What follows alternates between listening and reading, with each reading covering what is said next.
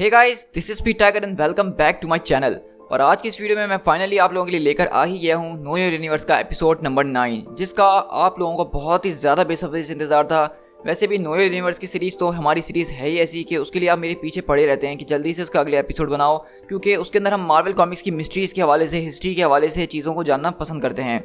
तो आप लोगों की बहुत ज़्यादा रिक्वेस्ट थी कि मार्वल का नो यूनिवर्स का एपिसोड जल्द से जल्द लेकर आओ, लेकिन मैं पहले सॉरी करना चाहूँगा कि इसको लाने में मुझे इतना टाइम लग गया। लेकिन मैं क्या करूँ, जो आज मैंने टॉपिक उठाया है उसके लिए रिसर्च करना बहुत ही ज़्यादा मुश्किल था और ये बहुत ही बड़ा टॉपिक था एक ही वीडियो में कवर करने के लिए। लेकिन मैंने कहा कि चाहे वीडियो कितनी भी लंबी क्यों ना हो जाए, जब मेरे फैंस ने, मेरे भाई लोगों ने इतना ज़्यादा इंतजार करा है, तो मैं उनको एक ही वीडियो में पूरा कॉमिक्स के अंदर जो मैजिक चलता है, किस तरह से चलता है, कौन कौन उसको यूज़ करता है, उसकी हिस्ट्री क्या है, उसकी मिस्ट्री क्या है, वो सब कुछ एक ही वीडियो में आपको एक्सप्लेन कर दूंगा।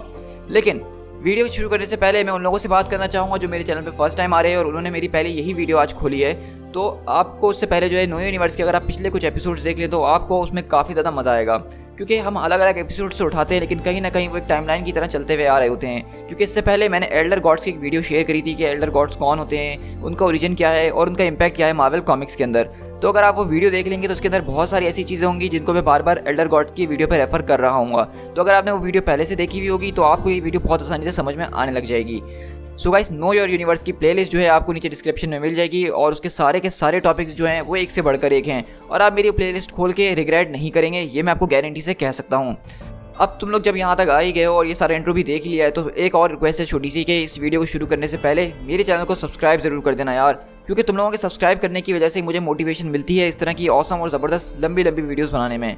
इन शॉर्ट, आज की हम इस पूरी की पूरी वीडियो के अंदर बात करने वाले हैं सिर्फ मैजिक के हवाले से कि मार्वल कॉमिक्स के अंदर मैजिक किस तरह से काम करता है, उसका क्या ओरिजिन है, उसको कौन यूज़ करता है, उसके रूल्स क्या हैं और इस तरह की बहुत सारी चीज़ें जिसके बारे में आपको आज से पहले पता तक नहीं होगा।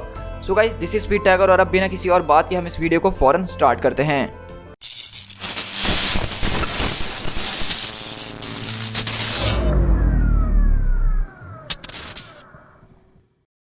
Meaning of magic. तो इस वीडियो को मैंने काफ़ी ज़्यादा छोटे छोटे हिस्सों के अंदर बांट लिया है ताकि हम टॉपिक वाइज मैजिक के ऊपर बात कर सकें। लेकिन आपको पता है कि मैं किसी चीज़ के भी बारे में बात करना स्टार्ट करूं तो उसके बारे में हमें उसका मतलब पता होना ही चाहिए। तो मैजिक का मतलब होता क्या है, अगर आप गूगल करते हैं तो आपके सामने 2-3 डेफिनेशंस आ जाती हैं, जिसमें से एक मैंने चूज़ करी है, the power of apparently influencing events by using mysterious और सुपरनैचुरल फोर्सेस।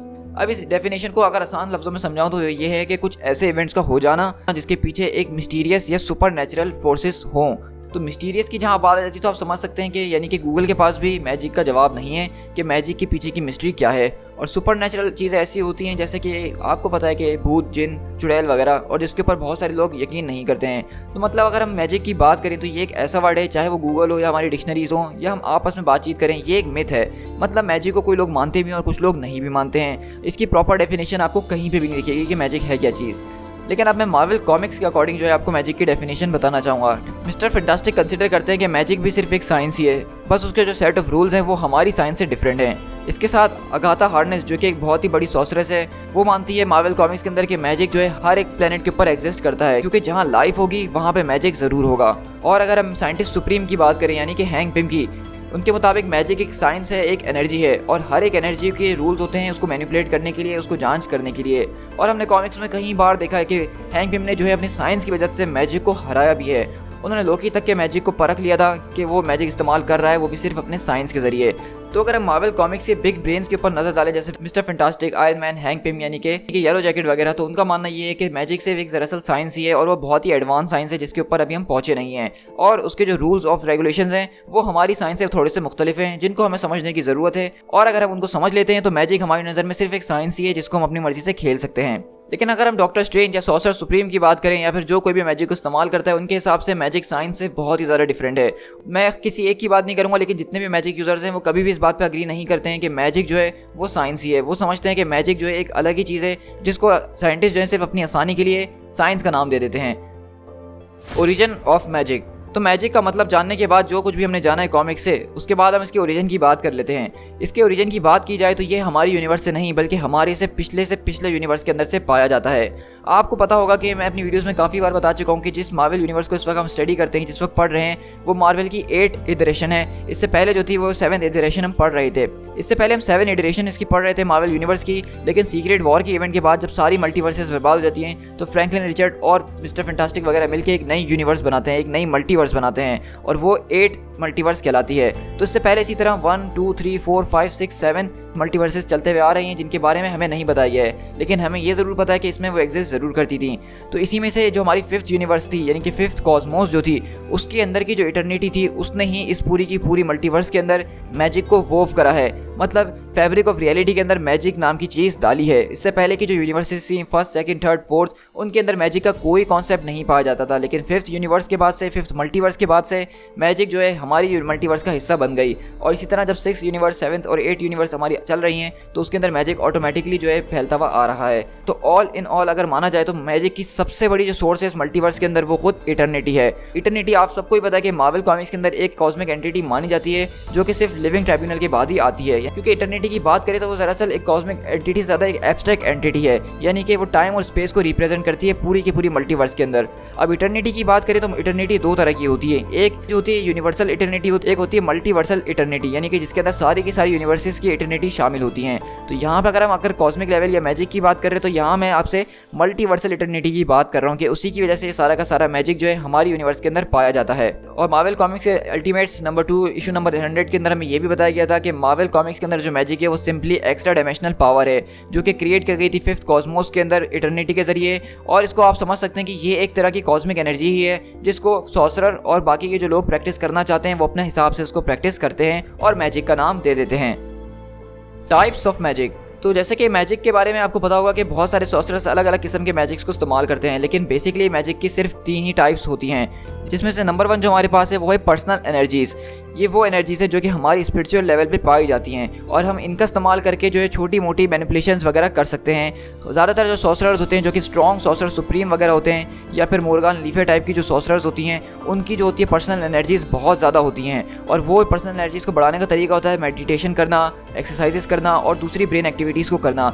और आपने देखा होगा बहुत बार कॉमिक्स के अंदर कि डॉक्टर स्ट्रेंज जब एक बहुत बड़ा मैजिक इस्तेमाल करते हैं तो वो कहीं दिनों के लिए जो है जंगल में चले जाते हैं, हिमालयाज़ के पहाड़ों पे चले जाते हैं मेडिटेशन करने के लिए। और वही वजह यही होती है कि वो अपनी पर्सनल एनर्जीज़ को कुछ ज़्यादा इस्तेमाल कर लेते हैं किसी एक एनर्जी को यूज़ करने के लिए, और उसके बाद उनको जो है मेडिटेशन की ज़रूरत पड़ती है। अगर हम पर्सनल एनर्जीज़ की बात करें तो उसके ज़रिए वो साइनिक एनर्जीज़ को मैनिपुलेट कर सकते हैं, जी मैनिपुलेशन कर सकते हैं जो कि आयरन फिस्ट की पावर है, एस्ट्रल प्रोजेक्शन कर सकते हैं, थोड़ी छोटी मोटी जो है टेलीपोर्टेशन वगैरह कर सकते हैं, किसी के माइंड को रीड कर सकते हैं। ये सारी चीज़ें वो अपनी पर्सनल एनर्जी से ही कर सकते हैं। इसके लिए इनको किसी और दूसरी या तीसरी चीज़ की ज़रूरत नहीं पड़ती है, इसके लिए वो किसी चीज़ के ऊपर डिपेंड नहीं करते हैं। इसके बाद नंबर 2 पे जो हमारे पास मैजिक की फॉर्म आती है, जो टाइप आती है, वो है ambient magical energy of the universe. मतलब हमारे यूनिवर्स के अंदर इस तरह के बहुत सारे ऑब्जेक्ट हैं जो कि खुद मैजिक प्रोड्यूस कर रहे होते हैं कहीं ना कहीं, और ये बात सिर्फ मैजिशियंस और सॉर्सरर्स ही जानते हैं। मतलब अगर बात की जाए, जैसे मैंने आपको पहले कहा कि इटर्निटी ही जो है एक बहुत बड़ी वजह है मैजिक की मार्वल कॉमिक्स के अंदर, तो जो मैजिशियंस और सॉर्सरर्स होते हैं उनको पता होता है कि इटर्निटी इस सारी की सारी चीज़ों का सोर्स है, तो वो इटर्निटी से जो है कुछ स्पेल के जरिए उससे जो है बात करने की कोशिश करते हैं, उसकी कुछ एनर्जीज़, उसकी कुछ कॉस्मिक एनर्जीज़ जिसको हम मैजिक का नाम देते हैं वो उधार लेते हैं और हमारी दुनिया के अंदर करिश्मे करके दिखाते हैं। ये बात हमें जो है एंशिएंट वन ने डॉक्टर स्ट्रेंज मूवी के अंदर बहुत ही अच्छे तरीके से समझाई थी कि हम अलग अलग डायमेंशन से एनर्जी खींचते हैं स्पेल्स और गेस्चर्स के जरिए और अपनी यूनिवर्स के अंदर लेकर आते हैं और करिश्मे दिखाते हैं। मैजिक की बहुत बड़ी सोर्स जो है वो सन को भी माना जाता है, क्योंकि सन जो है सिर्फ हीट एनर्जी या रेडिएशंस वगैरह नहीं रिलीज़ करता, उसके अंदर कॉस्मिक एनर्जीज भी पाई जाती हैं, और उन्हीं एनर्जीज़ का इस्तेमाल करके मैजिशियंस अपने आप को स्ट्रॉन्ग करते हैं, उसके ज़रिए अपनी मैजिकल स्पेल्स को कास्ट करते हैं और अलग अलग बड़े लेवल पे मैजिक करते हैं, जैसे कि बहुत बड़ी बड़ी टेलीपोर्टेशंस करना, एनर्जी बोल्ट्स क्रिएट करना और इस तरह के एक्सोरिज्म्स वगैरह करना। लेकिन इसके ज़रिए भी उनके पास सिर्फ एक लिमिटेशन है कि वो सिर्फ अपनी ही डायमेंशन के अंदर यानी अर्थ डायमेंशन के अंदर ये सारी मैजिकल पावर इस्तेमाल कर सकते हैं। अगर वो किसी और डायमेंशन चले जाते हैं, जैसे कि डार्क डायमेंशन चले गए, तो वहाँ पे इटर्निटी नहीं होती है और उसके ज़रिए वो ये वाली अपनी पावर्स को इस्तेमाल नहीं कर सकते हैं। और उसके बाद हमारे पास तीसरे नंबर पे जो बहुत ही ज़्यादा पावरफुल और बड़ी मैजिकल पावर आती है वो है एक्स्ट्रा डायमेंशनल मैजिकल एनर्जी। और ये वो एनर्जीज़ हैं जो कि मैजिशियन टैप करता है किसी और डायमेंशन के ज़रिए। ये वो मैजिकल एनर्जीज़ होती हैं जो कि वो किसी और एंटिटी से उधार लेता है कुछ वक्त के लिए, उसकी शक्ति का कुछ छोटा सा हिस्सा अपने लिए इस्तेमाल करता है, अपनी डायमेंशन के अंदर खींच के लेकर आता है। और यहाँ पे जिन एंटिटीज़ की बात हो रही है वो हमारी डायमेंशन के अंदर मौजूद नहीं होते हैं, बल्कि एक एक्स्ट्रा डायमेंशनल प्लेन के अंदर होते हैं, और वहाँ पे उस डायमेंशन के अंदर रूल्स बिल्कुल चेंज हो सकते हैं, फिजिक्स के और मैजिक्स के भी। तो वहाँ पे जो रूल्स हैं उसके हिसाब से उनकी शक्तियाँ वहाँ पे बहुत ज़्यादा होती हैं, और इसी वजह से जब कोई भी मैजिशियन या सॉर्सरर जो है वहाँ से शक्ति उधार लेता है तो यहाँ पे अर्थ के ऊपर वो बहुत ही बड़ा काम दिखाती है। आप समझ सकते हैं कि जितने भी बहुत बड़े बड़े मैजिक्स होते हैं, यानी कि आपने डॉक्टर स्ट्रेंज को देखा होगा कि किस तरह से वो एक ही साथ पूरी पूरी फौजों को लिटा देते हैं, या फिर बहुत सारे एवेंजर्स को एक साथ टेलीपोर्ट करके कहीं ले जाना है, या फिर स्कारलेट विच जैसी पागल औरत से लड़ना है, तो उसके लिए वो इन सारी की सारी एनर्जीज का इस्तेमाल करते हैं जो कि एक्स्ट्रा डायमेंशन एनर्जी होगी। और आपने देखा होगा कि डॉक्टर स्ट्रेंज बार बार अक्सर कॉमिक्स के अंदर खास तौर पे जो है अलग अलग मैजिकल बीइंग्स का नाम ले रहे होते हैं, जैसा कि क्रिम्सन बैंड ऑफ सिटोरेक, इमेजेस ऑफ आइकन और इस तरह के मुख्तलिफ स्पेल्स हैं जिसमें उनको ये स्पेल्स जोर से बोलने होते हैं ताकि जो मैजिकल एंटिटी वो जिसका नाम ले रहे हैं वो उनको वो ग्रैंड कर सके शक्तियाँ। और इसके लिए सॉर्सरर्स को जो है उनको थोड़ा बहुत पूछना पड़ता है, उनका ख्याल रखना पड़ता है ताकि वो वक्त आने में उनकी मदद कर सकें। तो अगर हम एक्स्ट्रा डायमेंशनल एंटिटीज़ की बात करें तो मैं यहाँ पर सिटोरेक की थोड़ी सी बात करना चाहूँगा, जो कि मेरी नज़र में one of the most powerful being है इस पूरे के पूरे मैजिक के अंदर। मतलब आपको जगरनॉट तो पता ही होगा, उसकी ज़बरदस्त शक्ति का जो राज है वो जेम ऑफ सिटोरेक है, और वो सिटोरेक की पावर्स का सिर्फ छोटा सा एक फ्रैक्शन है जिसके जरिए वो इतना सब कुछ कर पाता है। वो हल्क, थॉर और इस तरह के कैरेक्टर से डायरेक्टली भिड़ चुका है। यहाँ तक कि डॉक्टर स्ट्रेंज जैसा सॉर्सरर सुप्रीम, डरमामू जैसा डार्क डायमेंशन का रूलर, वो भी सिटोरेक की पूजा करता है, वो भी सिटोरेक को मानते हैं और उससे अपनी एनर्जीज उधार लेते हैं। तो आप समझ सकते हैं जब सॉर्सरर सुप्रीम और डरमामू जैसे कैरेक्टर एक आदमी को पूछते हैं, उससे अपनी एनर्जीज बोरो करते हैं, तो वो कितना ज़्यादा पावरफुल होगा। सिटोरेक के बारे में हम किसी और दिन कभी और वीडियो में बात करेंगे बहुत आराम से, लेकिन अभी के लिए मैंने आपको थोड़ा सा ब्रीफ बता दिया कि सिटोरेक है कौन, क्योंकि मैजिक की दुनिया में मेरे हिसाब से सिटोरेक से ज़्यादा मोस्ट इंपॉर्टेंट और पावरफुल पर्सन कोई नहीं है। Elder gods in magic. अब आपको याद होगा कि लास्ट वीडियो मेरी जो थी वो टोटली एल्डर गॉड्स के ऊपर थी कि किस तरह से अर्थ के ऊपर जब कोई नहीं हुआ करता था तो सिर्फ एल्डर गॉड्स मौजूद हुआ करते थे, लेकिन उनकी दरमियान ही एक सिविल वॉर शुरू हो गई थी क्योंकि उनका जो एक भाई था यानी इविल गॉड कीथॉन, उसने ये बात पता लगा ली थी सेथ के साथ मिलके कि अगर वो दूसरे अपने भाइयों यानी एल्डर गॉड्स को जान से मारते हैं तो उनकी शक्तियाँ और ज़्यादा दुगनी हो जाती है और वो और ज़्यादा पावरफुल हो जाते हैं। और इसी वजह से सारे एल्डर गॉड्स ने एक दूसरे को मारना शुरू कर दिया था। एक बहुत बड़ी भगदड़ मच गई थी और ये कहानी जो है बहुत ही ज़्यादा बिलियंस ईयर्स अगो की है, जब ना एसगार्डियन हुआ करते थे ना ओलंपियंस हुआ करते थे, तब अर्थ पे कोई भी नहीं हुआ करता था। ये वो पहली बीइंग्स हैं जो इन्होंने अर्थ के ऊपर कदम रखा था और उनका नाम था एल्डर गॉड्स। और इसी के बीच हमने देखा था कि जब वो अपने भाइयों को मार के अपनी एनर्जीज को डबल कर रहे होते हैं तो उसके जरिए जो है उनको एक श्राप मिलता है, और उससे होता ही है कि जो जो गॉड्स एक दूसरे को मार रहे थे जब उनको शक्तियाँ मिल जाती हैं, लेकिन उनकी जो रूप होता है, उनका जो अपीयरेंस होता है वो बिल्कुल एक डेमोनिक क्रिएचर्स में बदल जाता है। और मार्वल कॉमिक्स में माना जाता है कि एल्डर गॉड्स ही हैं जो कि दरअसल आगे जाके डीमंस बनते हैं और डिमोनिक क्रिएचर्स बनते हैं मार्वल मैजिक की दुनिया के अंदर, क्योंकि वही हैं जिन्होंने अपने भाइयों का खून करा था और इस तरह के डेमोनिक क्रिएचर्स के अंदर ट्रांसफॉर्म हो गए थे। वो बात अलग है कि इसमें से बहुत सारे एल्डर गॉड्स थे वो हमारी डायमेंशन को छोड़ के चले गए थे और वो अलग अलग डायमेंशन में जाके छुप गए थे। अब अगर बात करें सिटोरेक की, तो मार्वल कॉमिक्स में सिटोरेक का कोई हमें खास ओरिजिन नहीं दिया जाता है, लेकिन अगर मैंने अपना जहाँ तक इस्तेमाल करा दिमाग और जो रिसर्च करी है, मेरे हिसाब से सिटोरेक भी एक एल्डर गॉड में से एक है जो कि इसी सिविल वॉर के दरमियान जो है भाग के क्रिम्सन कॉस्मोस के डायमेंशन में चले गया था और आज तक वो वहीं से रूल कर रहा है और हमारी अर्थ में डायरेक्टली जो है इन्वॉल्व नहीं हो सकता है। अर्थ के ऊपर रहने वाले सिर्फ कुछ ही एल्डर गॉड्स अभी बचे हुए हैं, जिसमें से गाया जो कि बिल्कुल अर्थ को ही रिप्रेजेंट करती हैं, और उनका बेटा जो कि इस वक्त सन के अंदर रहता है जिसका नाम Daman urge the God eater है, उसी ने इन सारे के सारे एल्डर गॉड्स को मारा था और ये सारी सिविल वॉर खत्म करवाई थी। इस यहाँ पे सारे के सारे तकरीबन एल्डर गॉड्स को मार दिया गया था। सिर्फ 2 से 3 या कुछ और मजीद गॉड्स थे जिनका हमें नाम नहीं बताया जाता है कॉमिक्स में कहीं पे भी, वो जो है इस डायमेंशन को छोड़ के दूसरी डायमेंशन में चले गए थे और अपने पीछे कुछ अपने आर्टिफैक्ट्स छोड़ गए थे, जिसके जरिए वो आने वाली नस्लों को, वो आने वाले लोगों को उससे मैनिपुलेट करेंगे और अपना होल्ड अर्थ के ऊपर बनाने की कोशिश किसी न किसी तरीके से करते ही रहेंगे। तो इसके बाद हम अपने अगले टॉपिक की तरफ चलते हैं जो कि है dark hold and dark magic. तो जिस तरह से कीथॉन आपको पता है कि अर्थ के ऊपर सबसे पहला इंसान था जिसने ये सारी की सारी इविलनेस का राज निकाला था, मतलब आप कह सकते हैं कि कीथॉन ही वो पहला शख्स है जिसने अर्थ के ऊपर इविल तरीकों से मारना शुरू करा। दुनिया का सबसे पहला मर्डर उसी ने करा, ये भी आप कह सकते हैं, क्योंकि सबसे पहले रहने वाले लोग वही थे और उन्हीं की वजह से ये सारा फसाद सबसे पहले शुरू हुआ। अर्थ के ऊपर सबसे पहली सिविल वॉर इसी की वजह से हुई। तो कीथॉन जो था वो तो अपने डायमेंशन में भाग गया था जब उसको पता चला कि डायमंड अर्च भाई उसका काम तमाम करने के लिए आ रहा है, तो उसने अपने पीछे अपनी किताब छोड़ दी जिसके अंदर सारे के सारे डार्क मैजिक थे, सारे के सारे डार्क स्पेल्स थे और गलत गलत तरीकों से मैजिक को मैनिपुलेट करने की चीज़ें बनाई गई थी। इसको काफ़ी हद तक केओस मैजिक भी कहा जाता है, डार्क मैजिक भी कहा जाता है, डार्क होल्ड भी कहा जाता है और उसके बहुत से नाम हैं। मैं सिंपल लफ्ज़ों में यही कहना चाहूँगा कि जो मैजिक का गलत इस्तेमाल है, ईविल इस्तेमाल है, वो सब का सब कीथॉन की वजह से ही शुरू हुआ था और वो अपनी किताब अपने पीछे छोड़ गया था अपने फॉलोअर्स के लिए ताकि लोग उसको पढ़ते रहें और उससे गलत गलत चीज़ें सीख के जो है इस अर्थ के ऊपर गलत गलत काम करते रहें और कीथॉन को उसके जरिए उसकी शक्तियाँ मिलती रहें। अब काफ़ी हद तक माना यह भी जाता है कि वांडा मैक्सिमॉफ जो मैजिक इस्तेमाल करती है केओस मैजिक, वो भी कीथॉन का दिया गया हुआ है, क्योंकि जिस जगह पे वांडा मैक्सिमॉफ पीटरो मैक्सिमॉफ पैदा हुए थे यानी माउंट वंडरगॉर के अंदर, वो कीथॉन का बेस माना जाता है। वहीं पे उसने जो है अपनी डार्क होल्ड को छुपाया था और उनका वहाँ पैदा होने से कनेक्शन इसलिए बढ़ जाता है क्योंकि वांडा मैक्सिमॉफ मैजिक की बहुत ही ज़्यादा बड़ी यूज़र है और उसने ऐसे ऐसे काम किए मार्वल कॉमिक्स के अंदर जो आप सोच भी नहीं सकते हैं, वो भी सिर्फ मैजिक की मदद से। लेकिन अगर हम बात करें एवेंजर डिसअसेंबल की इवेंट के अंदर, तो डॉक्टर स्ट्रेंज ने वहाँ पे ये बात क्लियर कर दी थी कि केओस मैजिक जैसी नाम की कोई चीज़ इस डायमेंशन में पाई नहीं जाती है। और जब सॉर्सरर सुप्रीम ये बात कहे तो हमें फिर शक में पड़ जाना पड़ता है, लेकिन फिर भी मार्वल कॉमिक्स अंदर केओस मैजिक का जिक्र बहुत बार किया गया है। आप इस बात से ये मान सकते हैं कि मार्वल कॉमिक्स में केओस मैजिक है तो सही, लेकिन उसको केओस मैजिक के नाम से बुलाया नहीं जाता है, सिंपली डार्क मैजिक या डार्क होल्ड के नाम से बुलाया जाता है। Pure magic.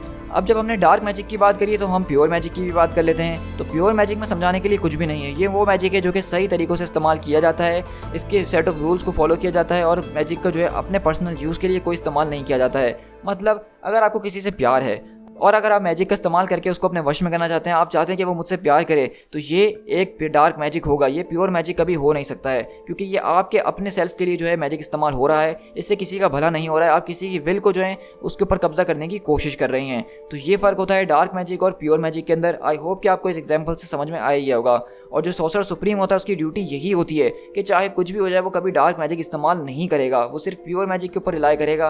और इसी वजह से डॉक्टर स्ट्रेंज ने 1 से 2 बार कॉमिक के अंदर डार्क मैजिक का इस्तेमाल करना चाहे, भले उन्होंने अपने दोस्तों की जान बचाने के लिए क्यों ना किया हो, लेकिन इसमें उनको अपना सॉर्सरर सुप्रीम का खिताब जो है वो उनसे छीन लिया गया था और किसी और को सॉर्सरर सुप्रीम बना दिया गया था।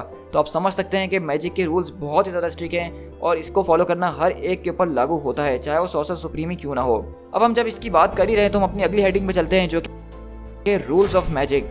तो रूल्स ऑफ मैजिक वैसे कोई इतने ज़्यादा बड़े और कोई माइंड ब्लोइंग है नहीं, लेकिन ये है कि इसमें कॉमन सेंस आपको लगाना है। सबसे बड़ा मैजिक का रूल ये है विल पावर।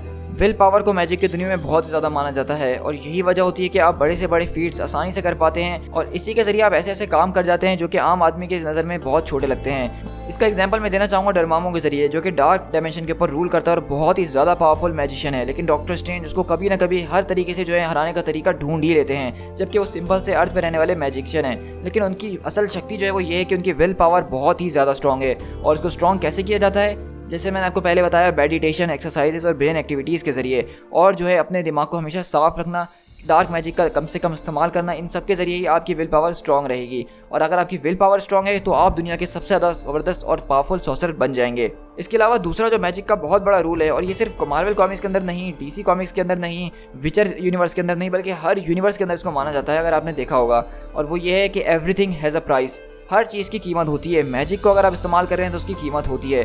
अगर मैंने आपको जैसे पहले बताया कि अगर आप छोटे से लेवल मैजिक को इस्तेमाल कर रहे हैं वो आपकी पर्सनल एनर्जीज को कंज्यूम कर लेता है, उसके बाद आप एग्जॉस्टेड हो जाते हैं, आपको रेस्ट करने की ज़रूरत पड़ती है, मेडिटेशन की ज़रूरत पड़ती है। और इसी तरह अगर आप किसी और डायमेंशन से मैजिक लेते हैं तो आपको उन एंटिटीज़ को पूछना पड़ता है, उनकी खिदमत करनी पड़ती है, उनकी चापलूसी करनी पड़ती है, तो तब जाके वो आपकी मदद करने के लिए तैयार होते हैं। तो ये एक प्राइज़ है मैजिक का, जो कि आपको लाजमी देना है। बिना मैजिक का प्राइस दिए आप कोई मैजिक इस्तेमाल नहीं कर सकते हैं। इसी तरह एक मैं एग्जांपल देना चाहूँगा कि कॉमिक्स के अंदर एक बार डॉक्टर स्ट्रेंज को बहुत ही बड़ा मैजिक इस्तेमाल करना था, क्योंकि उनकी दुनिया जो इनकर्जेंस के बीच में फंस गई थी, यानी 2 यूनिवर्सिटीज आपस में टकरा रही थी और उस दूसरी यूनिवर्स के कुछ सुपर हीरोज थे जो इनके ऊपर काफ़ी ज़्यादा भारी पड़ रहे थे, और तब सारे हीरोज़ ने हार मान ली थी। तो डॉक्टर स्ट्रेंज एक ऐसी जगह पर जाते हैं जहाँ पे वो अपना सोल तक भेज देते हैं इस मैजिक की कीमत के बदले, और तब जाके उनको एक ऐसा मैजिक ग्रैंड होता है जिसके जरिए वो सारी की सारी चीज़ों को बचा लेते हैं। लेकिन मैंने आपको बताने का मकसद यही है कि यहाँ पे मैजिक की कीमत होती है। आप जितना ज़्यादा और बड़ा मैजिक इस्तेमाल करेंगे उसकी कीमत उतनी ही ज़्यादा होगी। बगैर प्राइस के इस यूनिवर्स में कोई चीज़ नहीं मिलती है। Elder goddess Ashtar. आपको याद होगा कि एल्डर गॉड्स वाली वीडियो के अंदर मैंने बात करी थी कि दरअसल अर्थ के ऊपर सबसे पहले जो 4 गॉड्स पैदा होते हैं उसमें अश्तर, गाया, सेट और किथॉन थे, जिसमें से बाकी 3 एल्डर गॉड्स और कैरेक्टर्स जो है इनके ऊपर हमने काफ़ी बात कर दी है कि किथॉन किस तरह से डार्क मैजिक को रिप्रेजेंट करता है, सेट भी जो है वो उसी के साथ दे रही थी, और गाया जो है वो मदर अर्थ हैं, वो अर्थ पे रहती हैं अभी भी। लेकिन हमने अश्तर के बारे में बहुत ही कम जिक्र करा है, और उसकी वजह यह है कि जब अश्तर नई नई गॉड ही बनी थी, हमारे अर्थ पे थी, तो तभी वो फ़ौरन ही उसको अर्थ को छोड़ के चले गई थी, क्योंकि उसके मुताबिक उसका इंटरेस्ट जो था कुछ अलग अलग चीज़ों के अंदर था, और वो अलग चीज़ कुछ और नहीं बल्कि मैजिक ही थी, जिसको तलाश करने के लिए वो इस यूनिवर्स में निकल गई थी आगे, और अपना इंटरेस्ट उसने अलग तरफ बांट लिया था। और उसको इस बारे में कुछ भी नहीं पता था कि उसके पीछे अर्थ के ऊपर ये सिविल वॉर हुई है, ये डार्क मैजिक का इस्तेमाल होना शुरू हो गया और इस तरह की सारी चीज़ें हो गई हैं। वो यूनिवर्स के अंदर इस वक्त ढूंढ रही थी अपने मैजिकल पार्टनर को, और वहाँ पे उसको जाके मिलता है एक ऐसा आदमी जो कि बेसिकली एक तरह से आप समझ सकते हैं कि एक टाइगर की फॉर्म है, जिसका नाम है हॉगट। और ये कुछ ऐसे मिस्टीरियस कैरेक्टर्स हैं मार्वल कॉमिक्स के अंदर जिसमें हमने 50 साल में अब तक मार्वल कॉमिक्स की तरफ से इनका जिक्र सिर्फ 2 से 3 कॉमिक्स के अंदर ही सुना है। इनका कोई ओरिजिन हमारे साथ शेयर नहीं किया गया। ये इतने ज़्यादा मिस्टीरियस कैरेक्टर हैं और इसीलिए मुझे इनके ऊपर रिसर्च करने में काफ़ी टाइम लगा। लेकिन आप समझ सकते हैं कि जब अश्तर एक एल्डर गॉड है तो उसकी तरह का ही एक उसको एल्डर गॉड मिला होगा जो कि किसी और प्लेनेट का होगा, और उसका नाम हॉगॉड था। और इस तरह हॉगॉड और अश्तर जो थी वो दोनों यूनिवर्स के अंदर और ज़्यादा आगे निकल गए। उन्होंने यूनिवर्स के अंदर बहुत ज़्यादा ट्रैवल करा, हर अलग अलग जगहों पे जाके कोशिश करी देखने की कि किस तरह से जो है मैजिक काम करता है, और उन्होंने मैजिक को स्टडी करना शुरू करा। मतलब आप समझ सकते हैं कि इन्होंने मैजिक जो है सिर्फ यूनिवर्सल लेवल पे नहीं बल्कि मल्टीवर्सल लेवल पे भी पढ़ना शुरू कर दिया था। और इसी के बाद हमें पता है कि जब हॉगवर्ड और रिस्टर इस तरह से घूम रहे थे पूरी की पूरी यूनिवर्स के अंदर, तो एक बार एक पॉइंट पे वो अर्थ पे वापसी लौट कर आई भी थी और वहाँ पे उसको गाया मिली थी। और गाया ने उसको सारी की सारी बातें बताई कि किस तरह से हमारे भाई आपस में लड़ रहे थे और वो एक दूसरे का कत्ल कर रहे थे। और ये सुन के एस्टर बहुत ज़्यादा डिसअपॉइंटेड हो जाती है और उसका अर्थ पे रहने का बिल्कुल भी दिल नहीं चाहता है, तो इसलिए वो हॉगवर्ड के साथ दोबारा आगे बढ़ जाती है। और यहीं पे इसी बीच हम देखते हैं जब एस्टर और हॉगवर्ड अपने आगे मिशन पे निकले हुए होते हैं इस एक्सप्लोरेशन के अंदर, तो वहीं पे एक प्लेनेट के ऊपर एस्टर जाती है जहाँ पे वो एक दिन कुछ बच्चों को खेलता हुआ देखती है और उन्हीं बच्चों के बीच एक बच्चे को बैठा हुआ देखती है जो कि बेचारा अंधा होता है, लेकिन वो इन सारे बच्चों को खेलता हुआ सुनते हुए महसूस करते हुए जो है वहाँ पे बैठ के स्माइल कर रहा होता है और ऐसा फील कर रहा होता है कि जैसे वो भी उन बच्चों के साथ खेल रहा है। और ये चीज़ देख के गॉडेस एस्टर जो होती हैं उनकी आंखों में आंसू उतर आते हैं और उनके उस आंसू की बूंद की वजह से एक नई चीज़ का जन्म होता है और उस आदमी का नाम होता है आगामोटो। और इस तरह आपको समझ में आ गया कि अब हमारी ये कहानी किस तरफ जा रही है। तो एल्डर गॉड एस्टर जो है वही दरअसल माँ है द ग्रेट सॉर्सरर सुप्रीम आगामोटो की, जो कि अर्थ के ऊपर होने वाला सबसे पहला और मोस्ट पावरफुल सॉर्सरर सुप्रीम है। आगामोटो ही है जिसकी आंख और जो इस्तेमाल करते हैं डॉक्टर स्ट्रेंज आज तक बड़े बड़े मैजिक को इस्तेमाल करने के लिए। आगामोटो की आंख, आई ऑफ आगामोटो, बहुत ही ज़्यादा मशहूर एक आर्टिफैक्ट है। तो लेकिन हम अपनी स्टोरी पे कंटिन्यू करते हैं अभी और मैं आपको बताना चलता हूँ आगे हुआ क्या। इसी तरह एस्टर ने जो है आगामोटो को अपने बच्चे के तौर पे परवरिश करना शुरू करी क्योंकि वो उसका बच्चा ही था। उसने अपने बेटे को भी जो इसी चीज़ के अंदर लगा दिया जिसके पीछे वो खुद इतने सदियों से आ रही थी, यानी कि सीक्रेट ऑफ यूनिवर्स को जानना कि ये किस तरह से काम करती है और इसके अंदर जो मैजिक की दुनिया है खास तौर उस पर रिसर्च करना और उसको आगे पढ़ना और दूसरे लोगों तक पहुँचाना। और इसी तरह जो है आगामोटो ने वही करा जो उसकी माँ ने उसको सिखाया था। वो अलग अलग डायमेंशंस में ट्रैवल करता है, मैजिक को बहुत ही ज़्यादा अच्छे तरीके से जान लेता है और इस तरह वो बनता है अर्थ का सबसे पहला सॉर्सरर सुप्रीम। और उसने जो है अर्थ को कहीं बार डिफेंड करा था शुरू में डरमामू से, क्योंकि डरमामू शुरू से ही जो है अर्थ के पीछे लगा हुआ था। और इस तरह जो है आगामोटो के एडवेंचर्स आगे कंटिन्यू होते रहते हैं और इसके बाद वो सॉर्सरर सुप्रीम बनता है और अपने बाद किसी और को सॉर्सरर सुप्रीम चूज करके चले जाता है। द विशांटी। अब द विशांटी जो है मार्वल कॉमिक्स के अंदर एक बहुत ही ज़्यादा अहम चीज़ है। अगर इसके ओरिजिन की बात करें तो इसका ओरिजिन बेसिकली बहुत ही ज़्यादा सिंपल है, जो कि मैंने भी आपको कुछ देर पहले बता ही चुका हूँ, लेकिन आपको नहीं पता था कि ये विशांटी भी कहलाती है। दरअसल एल्डर गॉडेस एस्टर और बहुत पावरफुल बीइंग हॉगवर्ड जो हैं और उन दोनों के साथ मिलकर आगामोटो, जब इन लोगों ने अपनी सारी की सारी नॉलेज को एक जगह जमा करा, अपनी सारी की सारी शक्तियों को एक जगह जमा करा, तो तब जाके बनी थी विशांटी। और विशांटी दरअसल एक तरह की बुक है जिसके अंदर सारी की सारी यूनिवर्स की सारी दूसरी डायमेंशन की जो है मैजिकल इन्फॉर्मेशन पाई जाती है। और ये वो किताब है जिसको पढ़ के ही डॉक्टर स्ट्रेंज सॉर्सरर सुप्रीम बने थे। मतलब आप समझ सकते हैं कि विशांटी जो है दरअसल मैजिक की दुनिया की बायो की किताब है किसी को डॉक्टर बनाने के लिए। विशांटी ही पढ़ने के बाद वो जो इस तरह की ज़बरदस्त स्पेल्स और अलग अलग चीज़ों को जान पाता है जिसके ज़रिए वो जो है सॉर्सरर सुप्रीम बनता है। और विशांटी का क्रिएशन हुआ था इसी वजह से। गॉडेस एस्टर, हॉगवर्ड और आगामोटो ने अपनी सारी की सारी शक्तियों को, सारी की सारी नॉलेज को एक जगह जमा कर दिया था ताकि उनके जाने के बाद भी उनकी नॉलेज इस अर्थ के ऊपर रहे और आने वाले खतरों से वो लोग लड़ने के लिए पहले से तैयार रह सकें। तो विशांटी आप कह सकते हैं कि one of the most powerful चीज़ है इस पूरी की पूरी मैजिकल यूनिवर्स के अंदर। उसके अंदर क्योंकि हर एक चीज़ की इन्फॉर्मेशन है मैजिक के हवाले से, लेकिन सिर्फ प्योर मैजिक के हवाले से। और मैं आपको बताना चाहूँगा कि इसी तरह से आप जो विशांटी और डार्क होल्ड जो कि किथॉन ने बनाई थी, उन दोनों को आपस में डायरेक्टली कंपेयर कर सकते हैं क्योंकि वो भी जो है एक एल्डर गॉड ने बनाई थी और ये भी, इसमें भी एक एल्डर गॉड का हाथ है, लेकिन ये बनाई गई है बिल्कुल ही प्योर मैजिक के लिए जिसके जरिए सॉर्सरर सुप्रीम्स बनते हैं, और वो बनाई गई थी केओस मैजिक, डार्क मैजिक को इस्तेमाल करने के लिए। ऑक्टेसेंस ऑफ मैजिक। मार्वल कॉमिक्स के अंदर मैजिक के हवाले से कुछ ज़्यादा बड़े बड़े इवेंट्स तो हुए नहीं हैं, लेकिन उनमें से एक इवेंट है जिसका नाम है ऑक्टेसेंस ऑफ मैजिक। ये एक बहुत ही बड़ा एक मैजिकल इवेंट हुआ है जो कि सारी की सारी अननोन और मिस्टीरियल क्रीचर से भरा हुआ था। ये तकरीबन बताया जाता है कि 1000 साल पहले 8 मोस्ट पावरफुल मैजिकल बींग्स जो हैं वो एक साथ जमा हुई थी, जिनके अंदर बाल्टाक, सिटोरैक, फ्लारा, आइकॉन, क्रागन, ड्रैगाडोर, वॉल्टोर एंड वटूम, ये सारे के सारे वो मैजिकल और पावरफुल मिस्टिकल बीइंग्स हैं जिनके बारे में बहुत ही कम लोग जानते हैं। जिसमें से मैं आपको सिटोरैक के बारे में काफ़ी बार बता चुका हूँ, एकन के बारे में बता चुका हूँ कि डॉक्टर स्ट्रेंज इससे शक्तियाँ हासिल करते हैं, ड्रैगाडोर से वो शक्तियाँ इस्तेमाल करते हैं, वॉल्टोर से, वटूम से, इन सबसे डॉक्टर स्ट्रेंज जो अपनी शक्तियाँ उधार मांगते हैं। तो ये वो पावरफुल बीइंग है जिस तरह के सिटोरैक है। और ये 8 के 8 एक साथ जमा हुए थे 1000 साल पहले, और उन्होंने बेसिकली एक चीज़ के ऊपर शर्त लगाई थी, और वो ये थी कि वो एक दूसरे से प्रूव करना चाहते थे कि इनमें से सबसे ज़्यादा पावरफुल कौन है, क्योंकि ये सारे के सारे कैरेक्टर, सारी की सारी एंटिटीज़, डेइटीज़ जो हैं एक से बढ़कर एक हैं। इनके पास इतना मैजिक है, इतना सब कुछ है, लेकिन ये अपने अपने डायमेंशन के अंदर से काम करते हैं। और ये पहली बात सारे एक साथ जमा हुए थे हमारे अर्थ के अंदर इस बात को प्रूव करने के लिए इनमें से सबसे ज़्यादा पावरफुल कौन है। तो उन्होंने इस चीज़ का फैसला करने के लिए एक एक आर्टिफैक्ट बना दिया था, और हर मैजिकल बीइंग ने अपना आर्टिफैक्ट कहीं इस अर्थ के ऊपर एक टेंपल बना के छोड़ दिया था। और उनके मुताबिक जो कोई भी उस आर्टिफैक्ट को सबसे पहले ढूंढ के उसकी पावर्स को चैनल करता, तो उनमें से वही जो है सबसे ज़्यादा शक्तिशाली कहलाता। और इसी तरह जो है सिटोरैक ने अपना क्रिम्सन जेम ऑफ सिटोरैक हमारी अर्थ के ऊपर 1000 साल पहले एक मंदिर के अंदर छोड़ा था, वो जो कि वहीं हज़ारों साल के बाद जाके उसके एक आदमी को मिलता है, और उसके ज़रिए ही जब वो क्रिम्सन जेम ऑफ सिटोरैक को उठाता है तो वो उसके पास आ जाती है जगरनॉट की पावर्स। और इसी तरह यहाँ पे पता चल जाता है कि सिटोरेक ही वो था जो कि सबसे ज़्यादा पावरफुल बीइंग है इन सारी की सारी मैजिकल एंटिटीज़ और डीटीज़ के अंदर। ऑल इन ऑल माना जाए तो मार्वल कॉमिक्स के अंदर ये जो इवेंट हुआ था ऑक्टेसेंस ऑफ मैजिक का, ये दरअसल मैजिकल बींग्स के दरमियान एक कंपटीशन था जिसको सिटोरेक जीत गया था और इसी वजह से वो पावरफुल बींग माना जाता है इन सबके अंदर से। लेकिन इसका मतलब ये कहीं से भी नहीं कि दूसरे मैजिशियन जैसे इकॉन, ड्रैगोडोर, वॉल्टोर और वटूम जो हैं ये हल्के फुल्के मैजिशियंस हैं, ये भी बहुत ही ज़्यादा पावरफुल मैजिशियंस हैं और इनसे भी डॉक्टर स्ट्रेंज जैसे लोग जो हैं मैजिक उधार पे लेते हैं। तो ये कुछ ऐसे बींग्स हैं जिनके मार्वल ने कोई हमें ओरिजिन नहीं दिया है, इनके बारे में कोई नहीं बताया ये कहाँ से है, बस ये बता दिया कि भाई ये सबके बाप हैं। सॉर्सरर सुप्रीम को भी अगर शक्ति हासिल करनी तो वो यहीं से करेगा। अभी है कौन और कौन नहीं मार्वल ने आज तक हमें नहीं बताया, लेकिन उम्मीद है कि मार्वल कॉमिक्स के अंदर मैजिक को जो है और ज़्यादा ध्यान में रखा जाएगा और फ्यूचर में हमें इसके बारे में बताया जाएगा।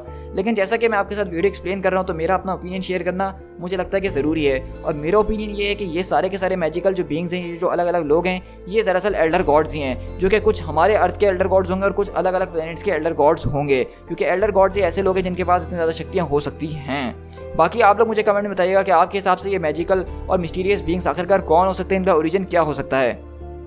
Role of sorcerer supreme. मुझे पता है इस पूरी की पूरी वीडियो के अंदर आप इसी टॉपिक के बारे में इंतजार कर रहे थे कि हमें सॉर्सरर सुप्रीम के हवाले से बताओ। मतलब सॉर्सरर सुप्रीम है क्या चीज़ यार, ये इसका ओरिजिन शुरू कहाँ से हुआ, ये क्यों है, इसका काम क्या है। तो आसान लफ्ज़ों में आपको बताऊं तो सॉर्सरर सुप्रीम का जो रोल शुरू हुआ था वो विशांटी की वजह से हुआ था, यानी आगामोटो की वजह से। आगामोटो ही अर्थ का सबसे पहला सॉर्सरर सुप्रीम था। अब सॉर्सरर सुप्रीम का नाम आपको सुन के लगता होगा इसके पीछे बहुत ही बड़ी लॉजिक है, लेकिन कुछ है। इसका आसान सा मतलब ये है कि जितने भी अर्थ के ऊपर मैजिशियंस हैं उन सब में सबसे ज़्यादा पावरफुल मैजिशियन वो है, इसीलिए उसको सुप्रीम कहा जाता है कि वो उन सबके ऊपर है। और इसी वजह से उसको जो है सारी की सारी शक्तियाँ और कुछ रिस्पॉन्सिबिलिटीज़ दी जाती हैं और इन रिस्पॉन्सिबिलिटीज़ के साथ कुछ आर्टिफैक्ट्स भी उनको दिए जाते हैं, जिस तरह के आई ऑफ आगामोटो, ऑर्ब ऑफ आगामोटो, वांड ऑफ वटूम जिसके बारे में हमने कुछ देर पहले भी जिक्र करा है, वटूम कौन है, क्लोक ऑफ लेविटेशन। ये सारी चीज़ें जो है डॉक्टर स्ट्रेंज के खिताब के साथ उसको दी जाती हैं और ये उसकी जर्नी के ऊपर उसको गाइड करती है। और हाँ, मोस्ट इंपॉर्टेंटली उसको विशांटी की किताब तो लाजमी दी जाती है, जिसके ज़रिए ही वो सारी की सारी चीज़ों को स्टडी करता है और उनको चलाना और यूज़ करना सही जगह पे समझ पाता है।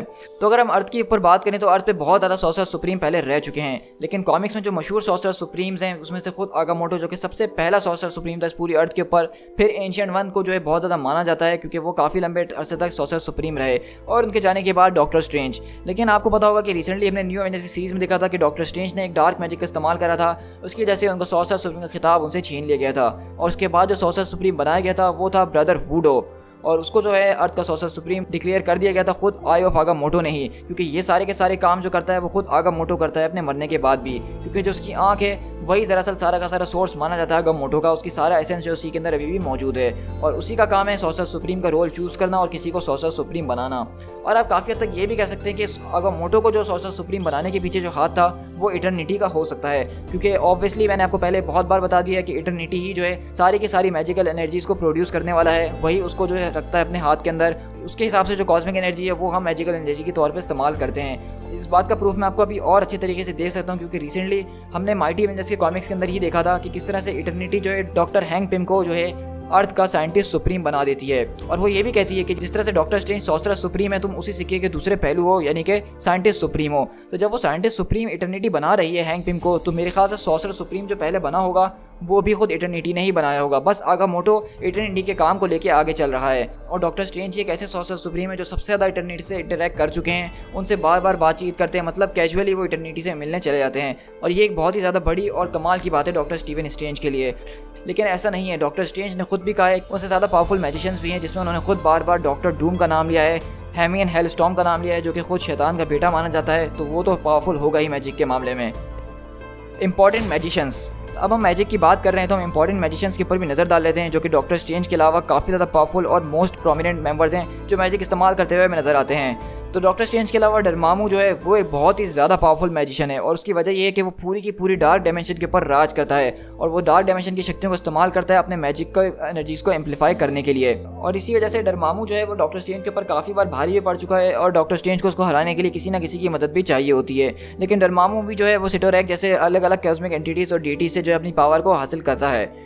इसके अलावा लोकी जो है वो एक बहुत ही ज़्यादा पावरफुल मैजिशियन है और वो एसगार्डियन मैजिक का इस्तेमाल करता है, और उसकी सबसे बड़ी मैजिक की बात यह है कि वो जो है इल्यूजन्स क्रिएट करने में मास्टर है और ट्रिक्स और मिसचीफ करने में। इसके अलावा अगर हम बात करें हेल की साइड की, तो वहाँ पे जो है मेफिस्टो एक बहुत ही ज़्यादा पावरफुल बीइंग है जो कि खुद मैजिक को इस्तेमाल करता है। ये भी ओकेजनली डॉक्टर स्ट्रेंज के आमने सामने काफ़ी बार आ चुका है और डॉक्टर स्ट्रेंज को बहुत बार धूल भी चटा चुका है, और ये भी एक बहुत ज़्यादा ऐसा पावरफुल बीइंग मानी जाती है जो कि मैजिक का बहुत अच्छे तरीके से इस्तेमाल करता है, और ये एक ऐसा कैरेक्टर है जो कि आगामोटो के टाइम से जिंदा है। शोमोगोराथ। अब शोमोगोराथ एक अलग ही जो है एक्स्ट्रा डायमेंशनल बीइंग है। ये हमारे अर्थ के ऊपर से नहीं बल्कि एक अलग ही यूनिवर्स, अलग ही डायमेंशन में पाया जाता है। लेकिन ये इतना ज़्यादा शक्तिशाली है, इसके पास इतनी ज़्यादा पावर है कि डॉक्टर स्ट्रेंज इसका अकेले कुछ भी नहीं बिगाड़ सकते हैं। एक वक्त तो शोमोगोराथ को हराने के लिए खुद लिविंग ट्राइब्यूनल को सामने आना पड़ा था, और वो भी जो है शोमोगोराथ को हरा नहीं पाया था। उसने सिर्फ इसको एक अलग डायमेंशन के अंदर कैद कर दिया था। तो अगर आप शोमोगोराथ के बारे में और ज़्यादा जानना चाहते हैं तो मैं फ्यूचर में इसके ऊपर भी एक वीडियो ज़रूर बनाऊंगा नो यूनिवर्स के सीरीज़ के अंदर। इसके अलावा हमारे पास आती है स्कारलेट विच। स्कारलेट विच एक बहुत ही ज़्यादा पावरफुल बीइंग है। एक तो क्योंकि वो म्यूटेंट भी है, दूसरा ये कि वो माउंट वंडरगोर के अंदर पैदा हुई थी, जहाँ पे सारे का सारा केओस मैजिक यानी कि किथॉन का जो मैजिक है वो पाया जाता है। और इसी की वजह से कहीं ना कहीं उसकी जो मैजिकल पावर्स थी वो बहुत ही ज़्यादा एम्पलीफाई हो गई थी।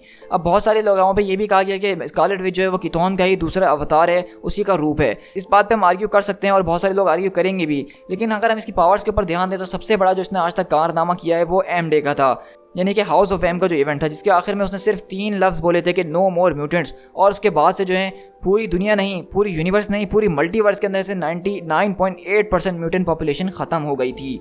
और ये कोई टेम्परेरी चीज़ नहीं थी बल्कि ये परमानेंट चीज़ बन के रह गई थी। और इसको खुद बाद में रिवर्स भी जो था वो स्कारलेट विच ने अपने केओस मैजिक और फिनिक्स की पावर को मिला के ही किया था। तो इससे आप अंदाज़ा लगा सकते हैं कि स्कारलेट विच भी बहुत ही ज़्यादा पावरफुल बीइंग है। डॉक्टर डूम। अब डॉक्टर डूम की अगर बात करें तो डॉक्टर डूम एक ऐसा सॉर्सरर है, सिर्फ मैजिक नहीं बल्कि साइंस और टेक्नोलॉजी को भी अपने मैजिक के अंदर इस्तेमाल करता है। और इसी वजह से ये अक्सर जो है डॉक्टर स्ट्रेंज के ऊपर एक कदम भारी पड़ जाता है, क्योंकि जहाँ डॉक्टर स्ट्रेंज सिर्फ मैजिक का इस्तेमाल करते हैं वो यहाँ पे टेक्नोलॉजी और अलग अलग साइंस का भी इस्तेमाल कर रहा होता है। और डूम की खास बात यह कि उसने हमारी टाइमलाइन से मैजिक नहीं सीखा है, उसने अलग अलग टाइम्स के अंदर जाके जो है मैजिक को प्रैक्टिस करने की कोशिश की है, और उसके जरिए ही वो इतना ज़्यादा पावरफुल हो पाया है। इसके अलावा मैं 2 और मैजिशियंस की बात करने वाला हूँ जो कि दोनों एक ही टाइम के अंदर से पाए जाते हैं, जिसमें से एक मर्लिन है, जो कि मर्लिन हमारी हर एक मिथोलॉजी के अंदर पाया जाता है, सिर्फ मार्वल के अंदर नहीं, और दूसरा है मोर्गाना ली फे। मोर्गाना ली फे एक ऐसी मैजिशियन है जो कि बहुत ही ज़्यादा मैजिक के बारे में उसको नॉलेज है। वो इतनी ज़्यादा शक्तिशाली है कि डॉक्टर डूम और डॉक्टर स्ट्रेंज भी अगर एक साथ मिल जाएं तो शायद उसको ना हरा पाएँ। उसकी मैजिकल जो नॉलेज है वो बहुत ही ज़्यादा है, और वो काफ़ी वक्त से जो है इसमें मैजिक के ऊपर काम कर रही है। और इसकी जो टाइमलाइन है वो किंग आर्थर की टाइमलाइन है, यानी 1600 की, 16th सेंचुरी की। तो इसी वजह से ये बहुत ज़्यादा पावरफुल एक मैजिकल बीइंग है जिसको मैं अपनी लिस्ट में यहाँ पे इंक्लूड करना चाहता ही था। लेकिन आप ये मत समझिएगा कि ये मेरे टॉप 10 मैजिशियंस थे या फिर मोस्ट पावरफुल मैजिशियंस की लिस्ट थी। ये मैंने रैंडमली नाम लिए हैं। अगर आप चाहते हैं कि मैं टॉप 10 की वीडियो बनाऊँ, जैसे मैं अपने चैनल पर बनाता ही हूँ मैजिक के हवाले से, तो उसके लिए भी आप मुझे कमेंट में ज़रूर बताइएगा। Important magical artefacts. आर्टिफैक्ट्स के बारे में मैं आपको पहले ही बता चुका हूँ कि मैजिक की दुनिया में आर्टिफैक्ट्स को बहुत ज़्यादा माना जाता है। इन आर्टिफैक्ट्स के अंदर कुछ सॉर्सरर्स, कुछ एंटिटीज़ जो डीटीज़ होती है, उनकी पावर का कुछ हिस्सा मौजूद होता है, और इसी को इस्तेमाल करके जो यूज़र होता है वो बहुत ही ज़्यादा पावरफुल कभी ना कभी बन जाता है। इसमें अगर मैं कुछ की बात करना चाहूँ तो क्लॉक ऑफ लेविटेशन की बात करूँगा, जिसके बारे में आपको बहुत अच्छे से ही पता होगा कि ये क्या करता है और क्या नहीं करता। इसके बाद मैं बात करना चाहूँगा वांड ऑफ वटूम के बारे में। वांड ऑफ वटूम भी बहुत ज़्यादा ज़बरदस्त और पावरफुल एक चीज़ है, और ये खुद वटूम जो नाम का एक एंटिटी है उसकी शक्तियों को उसमें इम्ब्यूट किया गया है। और इस तरह से माना यह भी जाता है कि वांड ऑफ वटूम जो है हमारी यूनिवर्स के अंदर सिर्फ एक नहीं बल्कि 6 वांड्स मौजूद हैं, और वो अलग अलग डायमेंशन, अलग अलग टाइम के अंदर बिखरी पड़ी हुई हैं। और जिस किसी ने भी इन 6 की 6 वांड्स को एक साथ अगर ढूंढ लिया तो वो इस पूरी की पूरी यूनिवर्स को जो है अपने तौर पर शेप कर सकता है, मतलब वो रियलिटी को मैनिपुलेट कर सकता है और नियर ऑमनीपोटेंट बन जाएगा। द क्रिम्सन जैम ऑफ सेटोरैक, इसके बारे में तो हम बहुत बार पहले बात ही कर चुके हैं, तो इसलिए मैंने सिर्फ इसको यहाँ पे मेंशन कर दिया। इसके बारे में मैं आपको और ज़्यादा कुछ बताऊंगा नहीं। The cascade of ancient winter, ये वो चीज़ है जिसको हमने थॉर की पहली मूवी के अंदर देखा था, जो कि फ्रॉस्ट जायंट्स की सारी पावर सोर्स मानी जा रही होती है, जिसकी वजह से वो अपनी दुनिया को बर्फीली बनाते हैं और दूसरी की दुनियाओं को भी बिला वजह में बर्फीली बना देते हैं। ये भी बहुत पावरफुल और मैजिकल आर्टिफैक्ट है जो कि एसगार्डियन मैजिक से पाया जाता है। और अगर इसका आप रोल देखें तो आपको अंदाज़ा हो ही जाएगा कि किस तरह से ये पूरी दुनिया को जो है एक आइस के अंदर ढक सकता है। तो इससे ये पता चल जाता है कि ये कोई छोटी मोटी और बच्चों की खेलने की चीज़ तो है नहीं। और इसलिए इसके अंदर आखिरी चीज़ को मैं ऐड करना चाहूँगा वो है थॉर का हैमर म्योनियर, क्योंकि आप माने ना माने लेकिन ये भी एक मैजिकल आर्टिफैक्ट के अंदर ही आएगा, क्योंकि इसको जो है ओडिन ने अपने मैजिक के जरिए इंचेंट किया था, जिसकी वजह से सिर्फ थॉर ही या फिर एक वर्दी जो है इसको ही उठा सकता है और कोई और इसको लिफ्ट नहीं कर सकता है। और इतनी ज़्यादा नॉलेज और इतनी ज़्यादा चीज़ें बताने के बाद मुझे लगता है कि हमारी ये वीडियो फाइनली यहाँ पे अब एंड हो ही जाती है, क्योंकि मुझे नहीं लगता कि मैंने मैजिक के हवाले से कोई एक कोना भी छोड़ा होगा मार्वल यूनिवर्स के अंदर, चाहे वो एसगार्डियन हो, ओलंपियन हो या एल्डर गॉड्स के हवाले से क्यों ना हो। मैंने हर एक डिटेल मैजिक के हवाले से आपके साथ शेयर करने की पूरी कोशिश करी है। मैंने आपको ये भी बताया कि ये जो मैजिक है ये 5th कॉस्मोस से आया है, जो हमारी यूनिवर्स से भी नहीं आया है, और इसके पीछे सारा इटर्निटी का हाथ है। मैंने आपको बताया कि किस तरह से विशांटी बहुत ज़्यादा इंपॉर्टेंट और वाइटल रोल प्ले करती है सॉर्सर सुप्रीम की जर्नी के अंदर। हॉगवर्थ कौन है, अस्टर कौन है, आगामोटो कौन है, ये सारी चीज़ें अब आपको क्लियर हो ही गई होंगी। और मैं यहाँ पे इस पॉइंट पे बहुत ज़्यादा श्योर होकर आपसे कह सकता हूँ कि जो लोग मैजिक को बिल्कुल भी नहीं जानते थे मार्वल कॉमिक्स के अंदर, इस पॉइंट के बाद से वो मार्वल मैजिक के अंदर जो है एक उन्होंने डिग्री हासिल कर ली होगी PhD की। और आप भी जो है अपने दोस्तों में जाके फ्लैक्स कर सकते हैं जो कि कॉमिक्स पढ़ते हैं कि भाई मैजिक ऐसे काम नहीं करता यार, ऐसे करता है, तुम्हें क्या पता। अब आप लोग भी जाकर थोड़ा फ्लैक्स दिखाइए यार, मतलब मेरे सब्सक्राइबर हो तो तुम लोग को थोड़ा फ्लैक्स तो दिखाना चाहिए ना यार, ये कैसी बात कर रहे हो तुम लोग, मानोगे नहीं क्या मेरी बात। अब खैर इसी के साथ मैं चाहता हूँ कि आप इस वीडियो को ज़्यादा से ज़्यादा लाइक करें, क्योंकि इस वीडियो को बनाने में मुझे लिटरली बहुत ही ज़्यादा मेहनत लगी और वो आपको नज़र भी आ रही होगी। तो इसलिए मैं इस वीडियो के ऊपर अपनी औकात से ज़्यादा मांगता हूँ, यानी कि 600 लाइक्स का टारगेट रखता हूँ। मुझे नहीं पता कि ये पूरा होगा कि नहीं, लेकिन मेरी ख्वाहिश ज़रूर है कि आप लोग इसको पूरा कर ही देंगे। और कमेंट मुझे ज़रूर आप करके बताइएगा कि आपको ये वीडियो कैसी लगी। मुझे आपके कमेंट्स का इस वीडियो पे बेहद इंतज़ार रहेगा। मैंने जितनी ज़्यादा मेहनत करी, मैं चाहता हूँ कि मुझे फीडबैक भी उसी हिसाब से इस वीडियो के ऊपर मिले, ताकि फ्यूचर में मैं इस तरह की और वीडियोज़ को कवर करूँ, बल्कि ऐसा ना हो कि मैं डीमोटिवेटेड हो जाऊँ।